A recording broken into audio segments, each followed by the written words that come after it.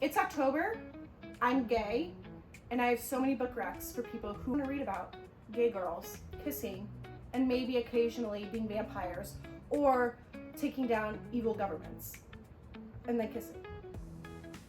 On this list, I have a handful of like fall, autumn themed, maybe and like ones like Halloween-y themed romances that are contemporary romances. I have a couple of romantasies. Some are just flat out fantasies because at the heart of me is a person who just wants to watch the government burn and dragons and lesbians and the gays burn it down, because I think the gays just get it better than anybody else.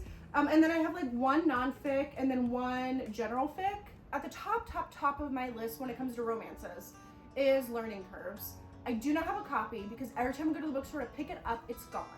So I'm just gonna have to bite the bullet and just order it online, because by now it's been way more than the 5 to 7 business days that it would take my indie bookstore to order it for me.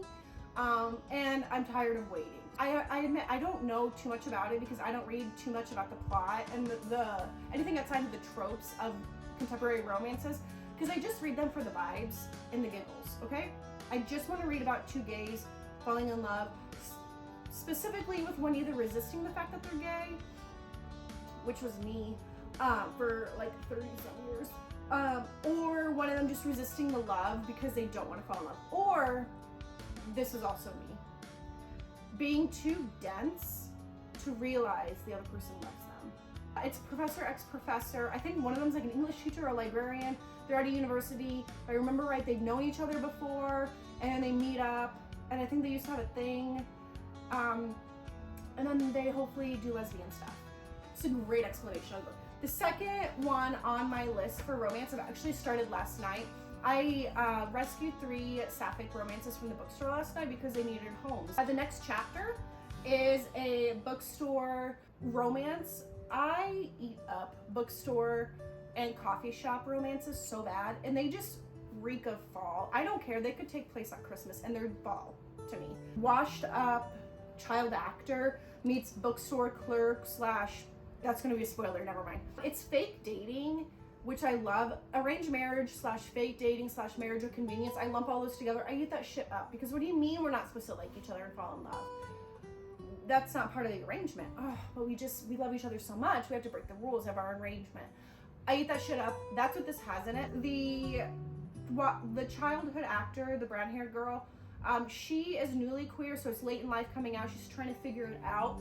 So that kind of hit a lot as somebody who battled coming out as Sapphic for a long time, because I was trying to identify too much with certain labels, and I was like, well, I don't fit this exact mold of this other person who's Sapphic, and things like that. For people like that, I will say that one of the main characters will kind of be very relatable, and it might be a tad bit triggering because of some of her storyline about being queer and newly queer. Just some warning on that, but otherwise it's really cute and fluffy. I did force myself to go to bed last night and not run through it really fast. I'm a third of the way through. I do love it. My only thing about this right now is so far they've been dating for 3 days. So they've had 3 dates because they're lesbians. And only one of them knows it's arranged dating. The other one thinks it's real. And that doesn't count as arranged marriage, like fake dating. That counts as lying. But I think it's about to like, she's gonna be like, okay, like this is like all fake, right? So I am holding out judgment to figure that out, because if it turns out it's just lying, I'm gonna be a little pissy. Okay, so the next one is This Spells Disaster. This is another fake dating, arranged dating. Again, I eat that shit up. It's 2 witches and they're fake dating to like impress people in the coven or something, and there's a festival that they're gonna be fake dating at. But then, oh no, they start catching feelings for each other. Could this be real? Or are they each making up their feelings and the other one doesn't actually like them back? As long as it doesn't get too much into the miscommunication trope, I'm good. So the next one is With Stars in Her Eyes. I don't fully know the tropes of this one, but I do know one like leaves her old life behind, comes to her friend's bookstore, and then meets another bookseller, and they start having a flirtation and fall in love. Again, it's gays in a bookstore. So I'm gonna love it. Okay? I'm a simple girl. I just want the Saphics to kiss. That's all I want. So next up is one is general fic, which is Bury Our Bones in the Midnight Soil. doomed lesbian vampires. I thought originally they traveled through time, but it just takes place in different points of time. Everybody knows about this book, and if you don't, you're on the different side of the internet than me. I did get this pre-ordered, signed, not special edition, I guess it's a normal edition. I don't know, it has a flower there. I was saving this specifically for Halloween and autumn. I'm probably going to read this towards the end of October. I'm not going to get too much into this because I think this was such a big seller and like big thing that a lot of people know about it. So this one is a therapy read. I'm forcing myself to get back into nonfic. I used to read too much nonfic and then my brain got too big. I'm just kidding. My brain got too tired. And so nonfic is just really hard for me, especially as somebody who like did English stuff in college. But this one is called Bad Sex, Truth, Pleasure, and an Unfinished Revolution. I don't know how queer this is. I'm assuming it probably will be, but I did want to read it as somebody who's learning more about her sexuality and what she likes and doesn't like, things like that. I thought this would be really good, and I'm really curious because it does approach like sexual liberation and freedom through a feminist lens. So I'm really curious how this is gonna pan out and if it's gonna align with some other stuff I've like read and listened to and things like that about feminine liberation and sexuality and freedom like that. And also the title was so funny to me because I saw this like right after I came out and realized like TMI.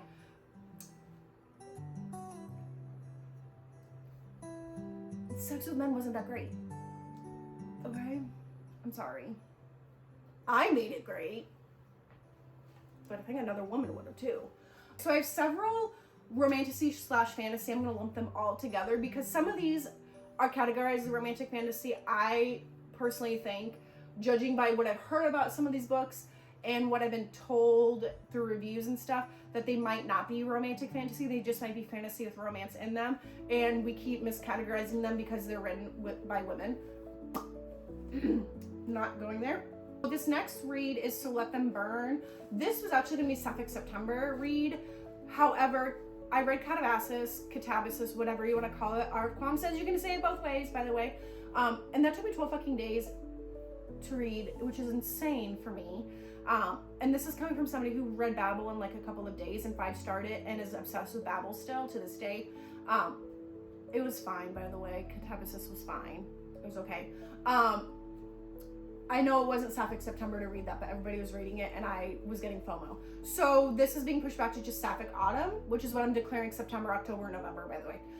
Dragon takes her sister. Dragons are evil because the colonizers own the dragons, what I remember right. Her sister can't be separated from her dragon because of the bond, so her sister gets taken away and she's gonna like burn the world down to get her sister back and possibly start another war. I don't want to get into like the plot points of it, but that's the vibe I get. Next up is another A.K. Mulford. A.K. Mulford is one of my favorite authors in the romantasy romance era. Where is it at?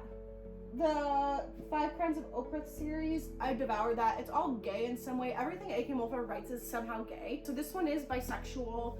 As bisexual MC uses she, they pronouns. I think from what I remember when I was doing research was she/they also goes on like a gender exploration, which is very interesting as somebody who uses she, they pronouns. And I'm trying to understand, honestly, how she, her, I feel, especially in a patriarchal way when there's this strict gender binary. That's another video, we're not getting into it. But I thought it'd be really interesting. I also bought this a while ago, but I was waiting until the second book came out because I had a feeling I was gonna love it. It's about a sleeping curse. Her sister, does her sister get kidnapped? There's a lot of books that I have on my TBR about somebody's sibling getting kidnapped, and I don't want my siblings to get kidnapped, and that would be terrible, but it's just a theme I found. No, they don't get kidnapped. Sleeping Beauty meets Big Bad Wolf meets Howl's Moving Castle meets The Wicked Witch of the West. There we go. So the other ones that I'm gonna read are on this list, and they're in my book order that I just need to go pick up from the store. I just keep forgetting. The Maiden and Her Monster. I know nothing about this book. It's just on like 3 different book club lists for this month of people that I know, so I'm gonna read it. I have no idea what it's about, but I'm gonna read it. And I know it's gay. The Jasmine Throne. I can't wait for this book. I've been putting off that book for a long time for stupid reasons. Kind of actually the same reason why I put off An Ember in the Ashes for so long, which I have book 2 on the way, and I'm so excited. Because I knew it was going to be so amazing and perfect, and it was going to devastate me. The Jasmine Throne I'm super excited for, as well as The Final Strife. That's also on my list. I'm so freaking excited for that. It's at the bookstore. It's in my order. I just need to go grab it. Like the classic anti-colonialism, taking down fascism, finding our power, taking back our kingdoms kind of thing. So I'm going to eat it up. I'm going to super duper eat it up. The next one is, I'm curious if anybody's spent this entire video going, I wonder if she's going to put this book on their list. Among the Burning Flowers by Samantha Shannon. It is not up here because it's at the bookstore. I ordered it, and it's just part of that big book order that I have to go pick up. I've also not seen any book reviews about it yet, which is weird, and that concerns me, because if nobody's reviewing it, was it not good? Or was it just okay? Anyway, that's also on my list, but also A Day of Fallen Night I still have not finished. I'm gonna finish it. It's just, she's so big.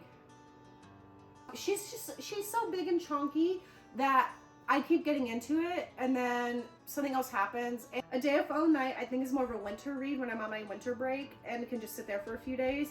That's how I read big books best, is when I can just like run through them really quick in a few days so I don't like lose any plot points. I have a huge list of 120-ish Sapphic books. They're Sapphic in some way. They're lit fic, they're YA, they're fantasy, romantasy, contemporary romance, stuff like that I need to buy that I have not gotten to yet, that I'm gonna put on my blog, on my website, because I'm trying to use my website more for communication and emails and stuff, because I'm in the US.